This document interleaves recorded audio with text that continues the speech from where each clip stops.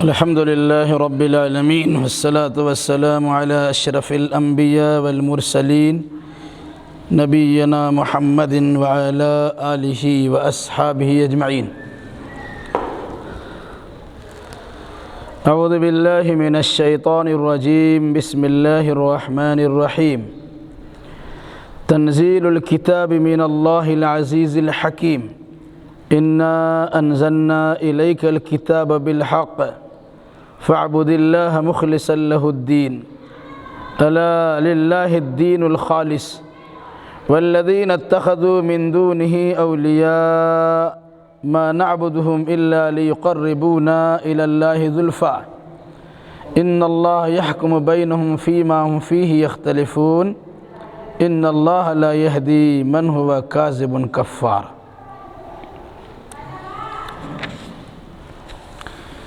اس سورہ کا نام سورہ زمر ہے. الزمر کا معنی ہوتا ہے جماعت در جماعت. اس سورہ میں دو جماعتوں کا خصوصیت کے ساتھ تذکرہ کیا گیا ہے. ایک جماعت جسے گروہ در گروہ جہنم میں ڈالا جائے گا، اور دوسری جماعت جسے گروہ در گروہ جنت میں ڈالا جائے گا. وسیق الذین کفروا الی جہنم زمرا،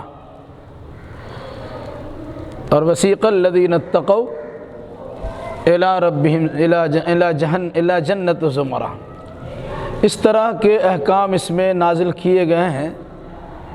مقصد جنتیوں کا اور جہنمیوں کا گروہ در گروہ جنت و جہنم میں داخل ہونے کا تذکرہ ہے.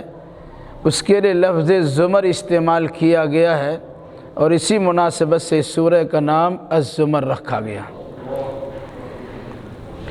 یہ سورہ مکی ہے، اور مضمون سے اندازہ ہوتا ہے کہ مکہ کے درمیانی دور کے ابتدائی ایام میں ہجرت حبشہ سے قبل یہ سورہ نازل ہوئی ہے. اس سورہ کا مرکزی مضمون ہے خالص اللہ کی عبادت کرنا. توحید خالص کے لیے اگر گھر بار چھوڑنا پڑ جائے، ہجرت کرنے کی نوبت آ جائے، تو دین و ایمان کی حفاظت کے لیے ہجرت کی جا سکتی ہے، البتہ دین و ایمان کا سودا نہیں کیا جا سکتا ہے. تنزیل الکتاب من اللہ العزیز الحکیم. اللہ غلبہ والا، حکمت والا کی جانب سے یہ کتاب نازل ہوئی ہے. قرآن مقدس کو اللہ نے کتاب کہا ہے، اور یقیناً پوری دنیا میں اگر کسی کتاب کو کتاب کہلانے کا حق حاصل ہے تو صرف یہی وہ کتاب ہے، کیونکہ ہر کتاب میں کسی نہ کسی اعتبار سے تبدیلی ہو چکی ہے یا ہوتی رہتی ہے. ایک رائٹر و مصنف کتاب لکھتا ہے، اس کا الگ الگ ایڈیشن چھاپتا ہے، تو ہر ایڈیشن میں کسی نہ کسی اعتبار سے گھٹنا اور بڑھنا پایا جاتا ہے. یہاں تک کہ جو آسمانی کتابیں اس سے پہلے نازل ہو چکی ہیں، ان کتابوں کے اندر بھی تحریف کی جا چکی ہے، بدلاؤ لایا جا چکا ہے، اپنی جانب سے کسی چیز کو ملایا جا چکا ہے، اور اس میں سے کسی چیز کو گھٹایا بھی جا چکا ہے. لیکن یہ کتاب جسے قرآن مقدس نے کتاب کہا ہے، یہ ایسی کتاب ہے کہ جس طرح لوح محفوظ میں محفوظ تھی، اسی طرح جبریل امین نے رسول امین کو حوالے کیا، اور رسول امین نے اپنی امانت دار امت کے سامنے اسے پیش کر دیا. اور الحمدللہ آج بھی اس امانت کو پوری دنیا میں حافظ قرآن کی حیثیت سے اپنے سینے میں بطور امانت کے جمع کر رہے ہیں. نعوذ باللہ، ہزار بار نعوذ باللہ، دنیا بھر کے سارے قرآنوں کو لوگ دریا برد کر دے یا نظر آتش کر دے، تو اللہ تبارک و تعالیٰ کا فضل و کرم ایسا ہے کہ آج چھوٹا سا ایک بچہ کھڑا ہوگا اور کھڑا کھڑا پورا قرآن لکھوا دے گا. یہ تو اللہ تبارک و تعالیٰ کا بہت بڑا کرم ہے. اسی لیے اگر کسی کتاب کو کتاب الہی ہونے کا شرف حاصل ہے تو صرف اور صرف یہ قرآن مقدس ہے۔ اللہ نے کہا یہ کتاب اللہ کی طرف سے نازل ہوئی ہے، اللہ غلبہ والا بھی ہے، اللہ حکمت والا بھی ہے۔ اگر کوئی انسان اللہ کی اس کتاب کو مانتا ہے تو الحمدللہ، اور اگر نہیں مانتا ہے تو اللہ تبارک و تعالیٰ اپنی طاقت و قوت کے ذریعے سے ایسے نہ ماننے والوں کو فوراً بھسم کر سکتا ہے اور تباہ و برباد کر سکتا ہے۔ لیکن چونکہ اللہ تبارک و تعالیٰ کی صفت حکیم ہے، اس کی صفت حکیمی کا تقاضا یہ ہے کہ نادان انسان کو سوچنے سمجھنے کا اور اصلاح کرنے کا موقع فراہم کیا جائے، شاید بھولا ہوا سبق وہ یاد کر لے اور اپنے آپ کو اللہ کا پرستار اور بندگی کرنے والا بنا لے۔ اس مناسبت سے اللہ نے نزول قرآن کے ساتھ اپنی صفت عزیز بھی بیان کی ہے اور ساتھ ساتھ اپنی صفت حکیم کو بھی اجاگر کیا۔ اِنَّا أَنزَلْنَا إِلَيْكَ الْكِتَابَ بِالْحَقِّ، اے نبی ہم نے اس کتاب کو آپ کے پاس بالکل مبنی بر حقیقت کی حیثیت سے نازل کیا ہے، یعنی جس طرح یہ کتاب لوح محفوظ میں محفوظ ہے اسی طرح یہ کتاب آپ کے قلب اطہر پہ اتارا گیا ہے، اس میں شکوک و شبہات کی ذرہ برابر بھی گنجائش نہیں۔ ایسا نہیں ہے کہ جبریل امین کو جب اللہ نے لوح محفوظ سے قرآن مقدس کو دیا اس پر کسی قسم کی خرد و برد کا معاملہ ہو گیا، جنات نے یا شیطان نے یا عام انسانوں نے حضرت جبریل پر حملہ بول دیا اور ان میں کسی قسم کی آمیزش کر کے آپ کی بارگاہ تک پہنچا دیا گیا۔ کہا ایسا نہیں ہے، جیسا قرآن لوح محفوظ میں ہے یا جیسا اللہ تبارک و تعالیٰ نے اپنی زبان سے قرآن کی اس الفاظ کو نکالا ہے، بالکل ہو بہو اسی انداز سے اس قرآن مقدس کو آپ کے حوالہ کیا گیا، بالکل مبنی بر حقیقت ہے، جس میں ساری باتیں حقیقت پر مشتمل ہے، جس میں شک و شبہ کی کوئی گنجائش نہیں ہے، لا ریب فی، جس میں شک نہیں ہے۔ فَاعْبُدِ اللَّهَ مُخْلِصًا لَهُ الدِّينَ، تو اے نبی اسی اللہ کی عبادت کیجئے خالص کرتے ہوئے اس کے لیے دین کو، یا عبادت و بندگی کو صرف اللہ کے لیے مخصوص کیجئے اور کسی اور جانب تاک جھانکنے کی ضرورت محسوس مت کیجئے۔ گویا اللہ کی کتاب کے نزول کا مقصد خالص اللہ کی عبادت و بندگی کرنا ہے۔ یہ حکم اللہ کے نبی صلی اللہ علیہ وسلم کو دیا گیا اور آپ کے واسطے اور ذریعے سے پوری امت کو اور دنیا بھر کے سارے انسانوں کو یہ پیغام سنایا گیا کہ تمہارے پاس اللہ کی آخری کتاب قرآن مقدس کی شکل میں آ چکی ہے، اب تمہاری ذمہ داری ہے عبادت کے سارے مراسم کو توڑ کر یا چھوڑ کر اس کتاب کی روشنی میں عبادت کو انجام دیا جائے جو مخلصانہ عبادت ہو اور خلوص للہ پر مشتمل بندگی ہو۔ الا للہ الدین الخالص، سنو خالص دین تو اللہ ہی کے لیے، مراد عبادت یا عبادت کا طریقہ کار، بندگی اور اس کی صورتیں سب کے سب اللہ کے لیے مخصوص ہونی چاہیے، اسے ذہن میں ہمیشہ بٹھا کے رکھیے۔ والذین اتخذوا من دونہ اولیاء، جو لوگ اللہ کے بالمقابل دوسروں کو اپنا ولی و کارساز سمجھتے ہیں، اپنا حمایتی اور ممد و مددگار سمجھتے ہیں، ان کا حال کیا ہے؟ وہ لوگ اللہ کی بندگی سے جی چراتے ہیں، البتہ اللہ کے بندوں تک اپنی رسائی کر کے ان سے رشتہ ناتا جوڑ کر یہ تصور قائم کرتے ہیں چونکہ یہ اللہ کے قریب ہے، ہم ان کے سامنے نذرانے رکھیں گے، چڑھاوے چڑھائیں گے، ان کی خوشامد کریں گے، ان سے اپنے تعلقات پیدا کریں گے، اپنی قربت کا رشتہ جوڑیں گے، تو چونکہ ہم گناہ گار اللہ تک پہنچ نہیں سکتے، یہ فرشتے یا نیک بندے اللہ کے قریبی بندے ہیں، یہ ہمیں اللہ تک پہنچا دیں گے، جس کا تذکرہ آگے اللہ نے کیا۔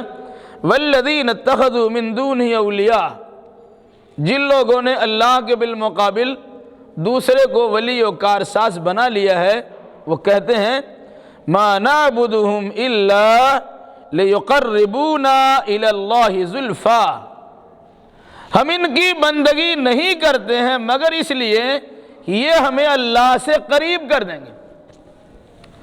بہت سے مشرکین مکہ کا عقیدہ تھا کہ اللہ کے فرشتے ہیں جو اللہ تبارک و تعالیٰ کی طرف سے بے شمار انعامات اور اکرامات لے کے آتے ہیں، تو ہم گناہ گار تو اللہ تک پہنچ نہیں سکتے ہیں، ان فرشتوں کا سہارا لیتے ہیں، انہی فرشتوں کی پوجا پاٹ کرنا شروع کر دیا۔ اور بعد میں لوگوں نے کیا یا اس سے پہلے لوگوں نے کیا انبیاء و مرسلین اور مبلغین و صالحین، ان سے لوگوں نے رشتہ ناطہ جوڑا اور جذباتی تعلقات پیدا کیے، ان کے کہنے کے مطابق عمل نہیں کیا، لیکن ان سے رشتہ ناطہ جوڑنے میں، ان کے سامنے جبین نیاز جھکانے میں، ان کے سامنے اپنی عقیدت کا اظہار کرنے میں انسان نے غلو کر دیا، حد سے زیادہ اس کام کو کرنا شروع کر دیا۔ اور جب ان کی روک ٹوک ہوتی تھی تو کہتے ہم ان کی پوجا نہیں کرتے، ان کی بندگی نہیں کرتے، ان کی عبادت نہیں کرتے، ان کے ساتھ جو ہمارے تعلقات ہیں وہ صرف اس لیے ہیں کہ ما نعبدہم الا لیقربونا الی اللہ زلفیٰ، یہ ہمیں اللہ سے قریب کر دیں گے۔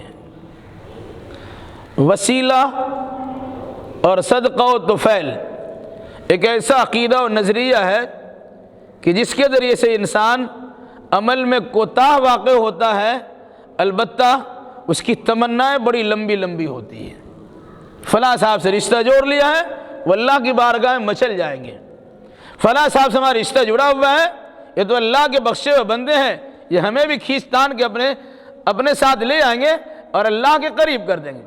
تو یہ جو وسیلہ اور واسطہ کا عقیدہ ہے، انسان کو ان کے صحیح اعمال سے دور رکھنے والا عقیدہ ہے۔ اللہ نے ایک سمجھ کی توفیق دی، آمین۔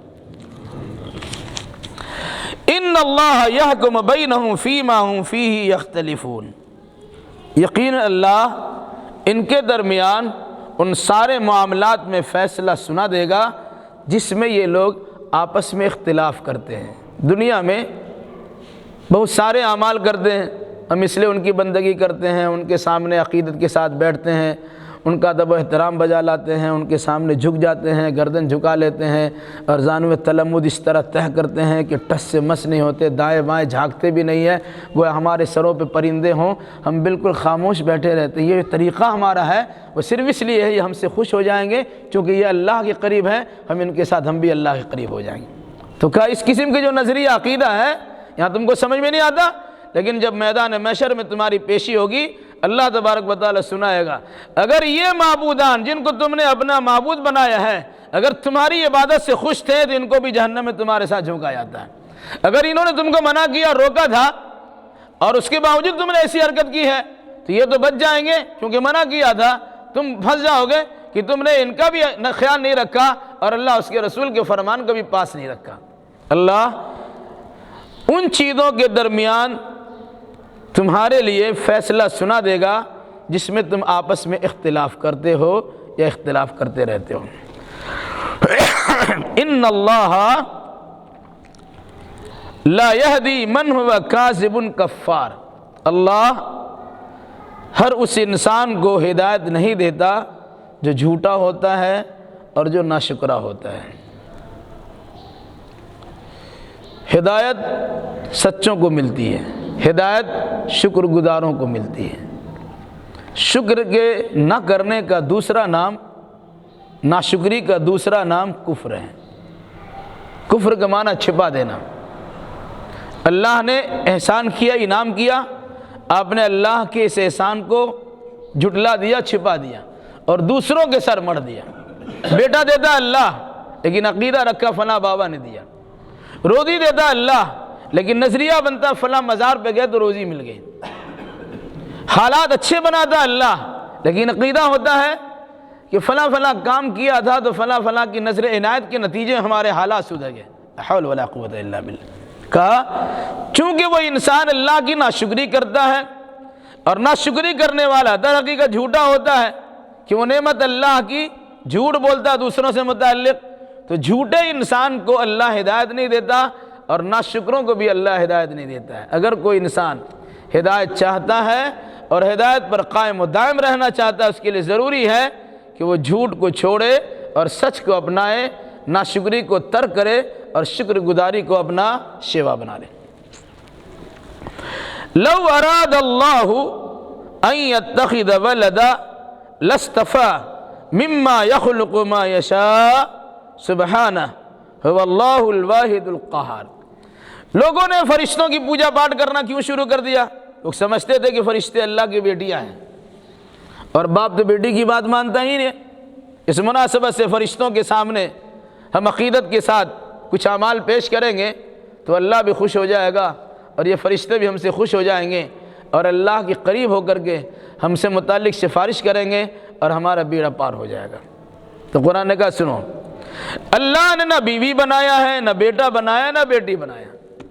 اگر اللہ کو بیٹا بیٹی بنانا ہوتا تو جس کو انسان سب سے اچھا سمجھتا اسی کو بناتا۔ تمہارے سماج اور معاشرہ میں تو حال یہ ہے، اذا بشر احدهم بالانثى ظل وجهه مسودا وكظيم، اگر کسی کو یہ خوشخبری سنائی جائے کہ تمہارے گھر بیٹی پیدا ہوئی ہے تو منہ پہ تو ہوائیاں اڑنے لگ جاتی ہیں، کالک لگ جاتی ہے، آپ کا چہرہ تو مدھم ہو جاتا ہے۔ کیوں کہ بیٹی پیدا ہو گئی، اب کیا ہوگا؟ تو جس کو تم اپنے لیے بہتر نہیں سمجھتے اس کو اللہ کے لیے کیسے مان لیا؟ اپنے لیے بیٹا تصور کرتے اور اللہ کے لیے بیٹی بنانے کا، تل کا اذن قسمت ضیزہ، بالکل بھونڈی تقسیم ہے۔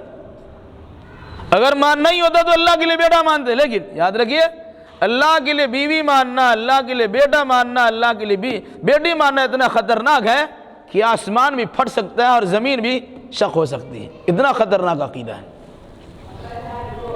کیا کہا؟ لو اراد اللہ ان یتخذ ولدا، اگر اللہ اپنے لیے بچہ بیٹا بیٹی بنانا چاہتا، لاصطفیٰ مما یخلق ما یشاء، تو جو مخلوق جو پیدا اللہ نے کیا ہے اس میں سے جس کو چاہتا اپنے لیے چن لیتا، لیکن چونکہ اللہ بیٹا بیٹی اور بیوی سے پاک ہے اس لیے اللہ نے نہ بیوی بنایا، نہ بیٹا بنایا، نہ بیٹی بنایا۔ سبحانہ، اللہ کی ذات ان عیبوں سے پاک ہے۔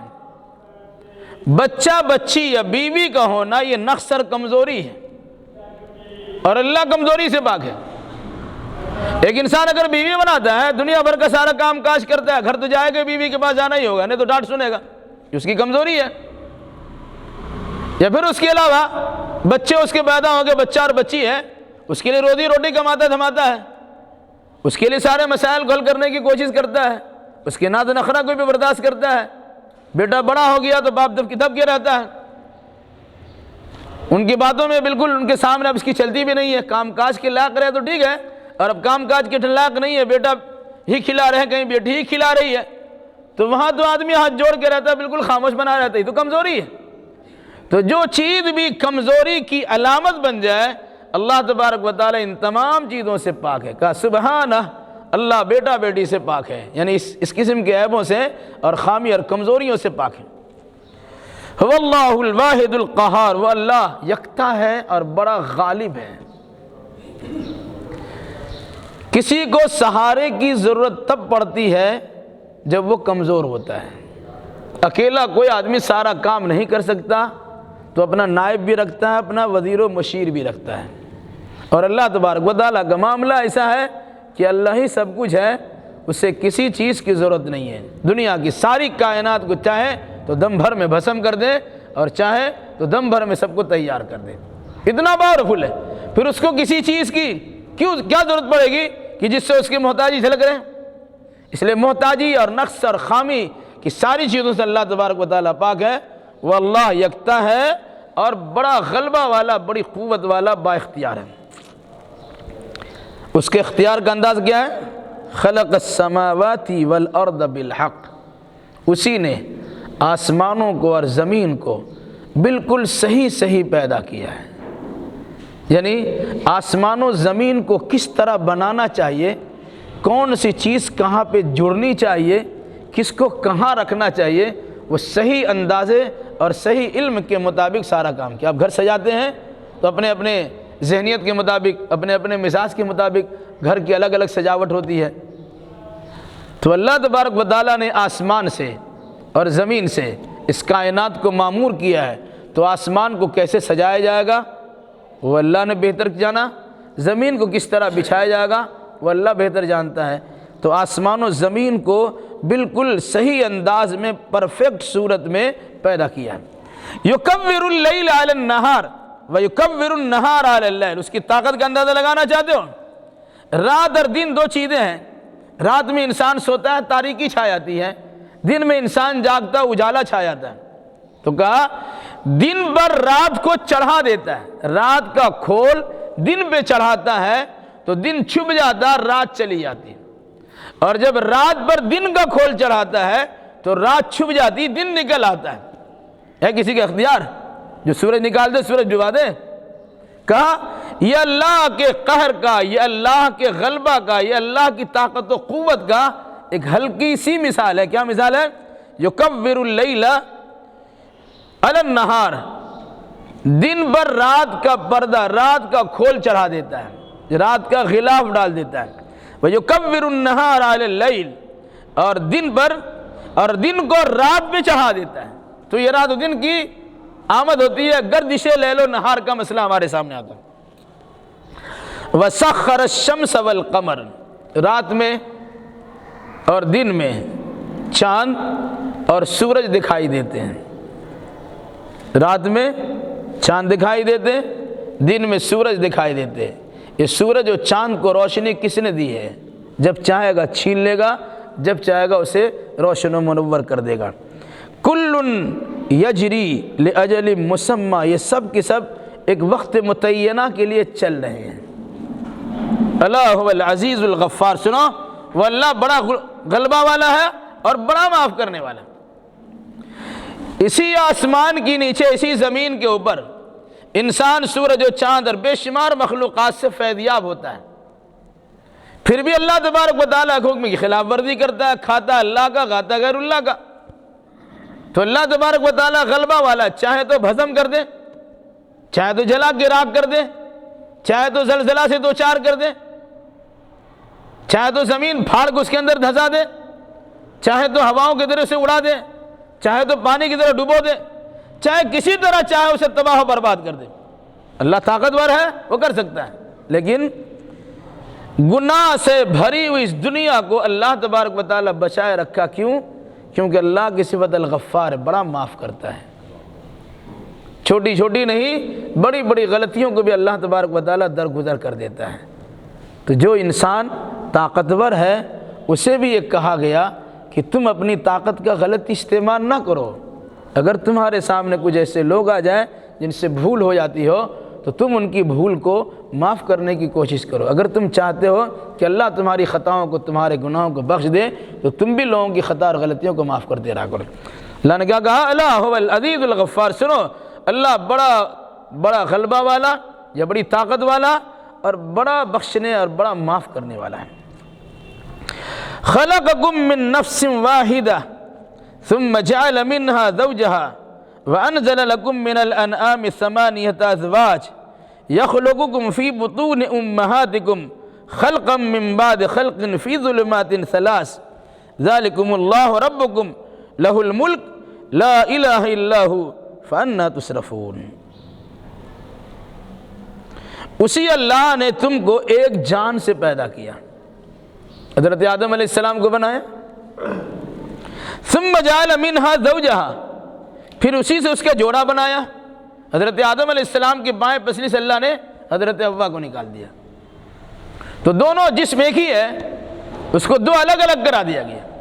گویا ایک جان کو پیدا کیا، اس سے اس کا جوڑا نکالا. ظاہر سی بات ہے جو جس کا حصہ ہوتا ہے اس سے اس کو سکون ملتا ہے.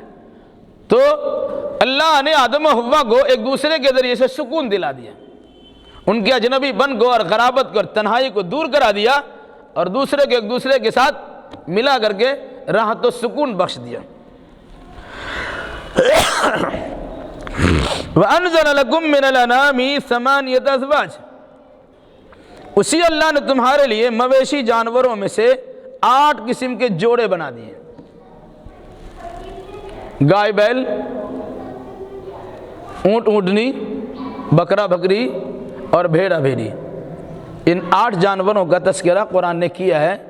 یہ بہیمۃ الانعام بھی ہیں، یہ آپ کے لیے حلال بھی ہے کہ یہ بھی آپ کے فائدے کے لیے، جس میں سے کسی سے بار برداری کام لیتے ہو، کسی پہ سواری کرتے ہو، کسی کا گوشت کھاتے ہو اور پھر اس کے بعد اس کی چمڑیاں اور اس کے بال اور اس کی ہڈیوں اور اس کی بہت ساری چیزوں سے تم فیضیاب ہوتے ہو۔ یہ اللہ تبارک و تعالیٰ نے تمہیں دیا ہے۔ ایک تو اللہ نے پیدا کیا، رہنے کے لیے آسمان جیسا سائبان دیا، ٹھہرنے کے لیے زمین جیسی دھرتی عطا کر دی، پھر بے شمار چیزوں سے اسے آراستہ اور پیراستہ کیا، کھانے پینے کے مسائل تمہارے پیش ہوئے، تم بہت ساری چیزیں کھانے کو عطا کی، اس میں سے گوشت بھی ہے اور مویشی اور ایک طریقے سے چوپایا جانور بھی ہے جس سے بہت سارے کام تم لیتے ہو۔ اور سنو، یخلقکم فی بطون امہاتکم، وہ اللہ تمہیں پیدا کرتا ہے 3 تاریکیوں میں تمہارے ماں کے پیٹ کے اندر، خلقم من بعد خلقن، تخلیق کی ایک صورت کے بعد دوسری صورت میں۔ انسان پیدا کیسے ہوتا ہے؟ 1450 سال پہلے قرآن مقدس نے ہلکا سا اشارہ دیا ہے، آج اس کی تشریح کرتے رہ جائے۔ 3 پردہ میں، 3 تاریکی میں انسان کی پیدائش ہوتی ہے۔ ایک تو ماں کا پیٹ، یہ پردہ ہو گیا۔ دوسرا رحم مادر، جہاں نطفہ قرار پاتا ہے، یہ دوسرا پردہ ہو گیا۔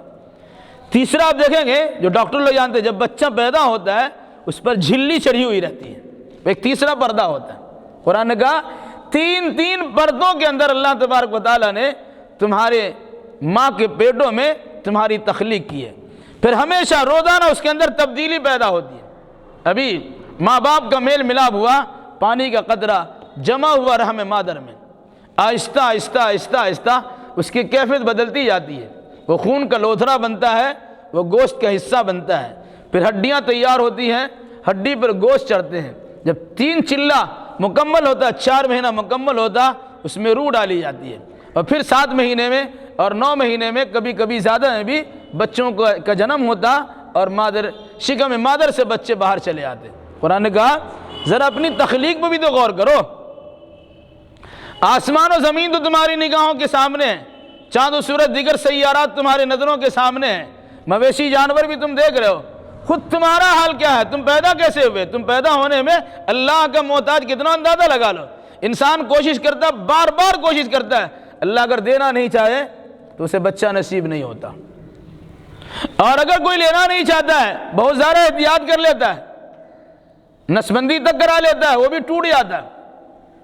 بسا اوقات خاندانی منصوبہ بندی کی صورتیں اختیار کرتا ہے، مختلف قسم کی آلات کا استعمال کرتا ہے، دوائیں کھاتا، کچھ روکنے کے لیے کسی چیز کا استعمال بھی کرتا ہے، لیکن جب اللہ تبارک و تعالیٰ دینا چاہتا ہے وہ استعمال کی ہوئی چیز وہیں پھٹ جاتی ہے، اور اس کو دوا کی نوعیت یا دوا کی صلاحیت ختم ہو جاتی ہے، اور اللہ تبارک و تعالیٰ رحم مادر میں باپ کے نطفے کو یا ماں دونوں کے میل ملاپ کو وہاں جمع کراتا ہے اور ایک بچے کی شکل دے دیتا ہے۔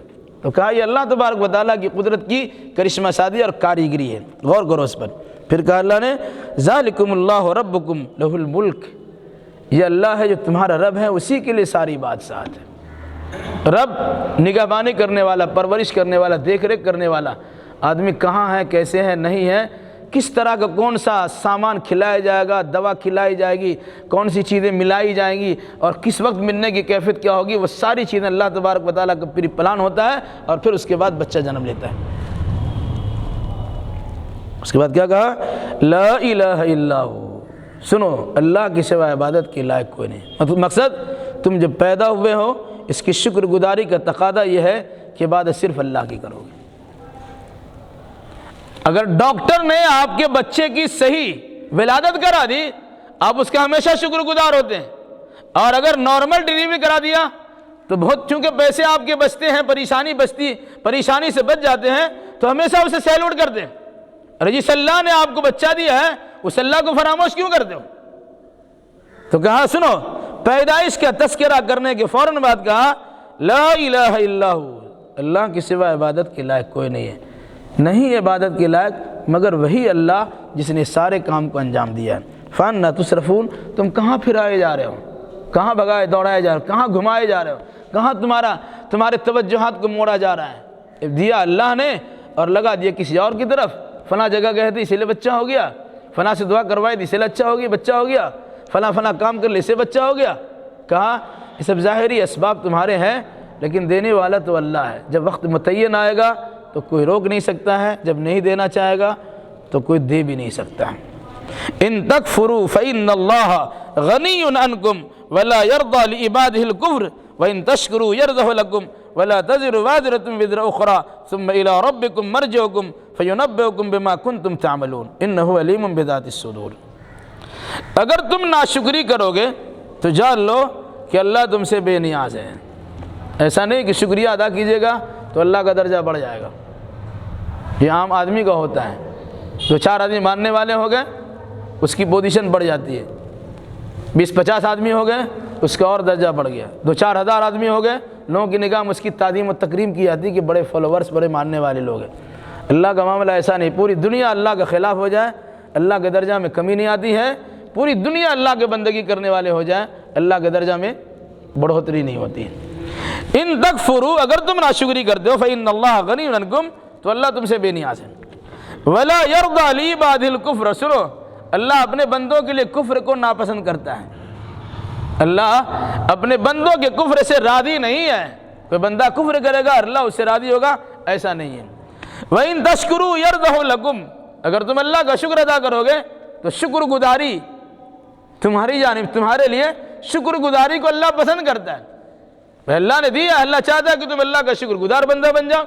اگر ناشکری کرو گے تو اس کا انجام بڑا خطرناک ہوگا۔ ان شکرتم لأزیدنکم ولئن کفرتم ان عذابی لشدید، شکریہ ادا کرو گے میں بڑھا چڑھا کے دوں گا، زیادہ دوں گا، اور ناشکری کرو گے تو نعمت چھین بھی لوں گا، اور جان لو کہ میرا عذاب بڑا سخت ہے، پھر پکڑ میں آ جاؤ گے تو کوئی بچا بھی نہیں سکے گا۔ وَلَا تَزِرُ وَازِرَةٌ وِزْرَ أُخْرَىٰ، کوئی بوجھ اٹھانے والا کسی دوسرے کا بوجھ نہیں اٹھائے گا۔ آج بہکا دیا، سوچو کہ تم بچ جاؤ گے، اس نے بہکایا تو تمہارا گناہ بھی اسی پر چلا جائے گا، تم ٹھیک ہو جاؤ گے نہیں، اس کو تم کو اپنا گناہ ملے گا، بہکانے کا گناہ ملے گا، لیکن تم نے جو گناہ کیا ہے تمہارے گناہ کی سزا تم کو ملے گی۔ اس لیے اللہ نے کہا وَلَا تَزِرُ وَازِرَةٌ وِزْرَ أُخْرَىٰ، کوئی بوجھ اٹھانے والا کل قیامت کے دن کسی دوسرے کا بوجھ نہیں اٹھائے گا۔ آدمی اپنے ہی بوجھ سے پریشان رہے گا، دوسرے کا بوجھ کیا اٹھائے گا۔ یہ وجہ ہے کہ جس کو دنیا میں بہت زیادہ چاہتے ہیں وہ انسان بھی، چاہے ماں ہو، چاہے باپ ہو، چاہے بیوی ہو، چاہے بچے ہو، قرابت دار ہو، جگری دوست ہو، یوم یفر المرء من اخیہ وامہ وابیہ وصاحبتہ وبنیہ لکل امرئ منہم یومئذ شأن یغنیہ، سب بھاگیں گے۔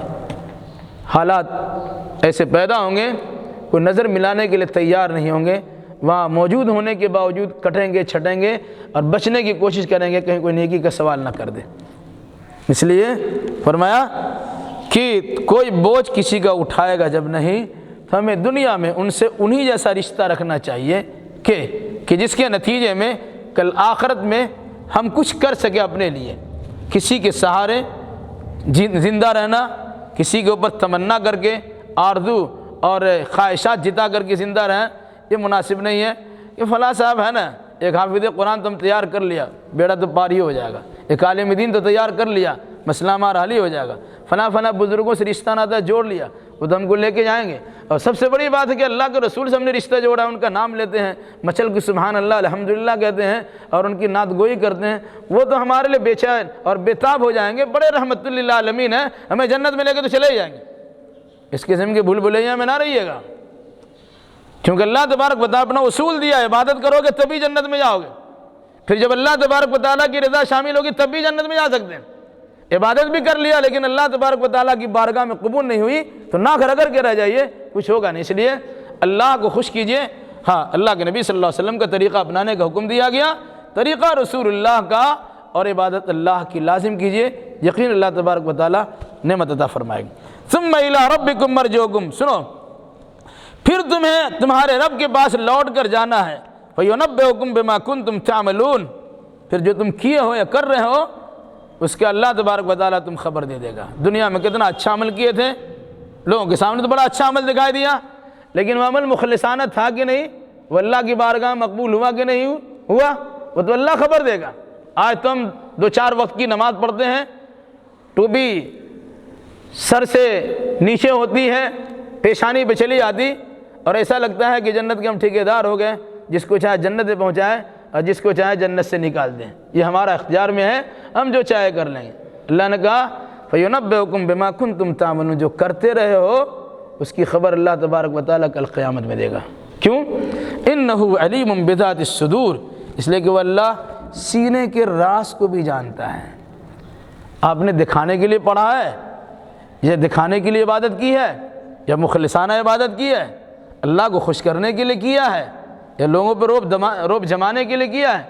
یہ تو آپ کو پتہ ہے، بسا اوقات آپ بھی بھول جاتے ہیں، لیکن اللہ تبارک و تعالیٰ کی ساری باتیں نوٹڈ ہیں، سب لکھی ہوئی ہے، نوٹ کی ہوئی ہے، اور اسی مناسبت سے اللہ فیصلہ کرے گا۔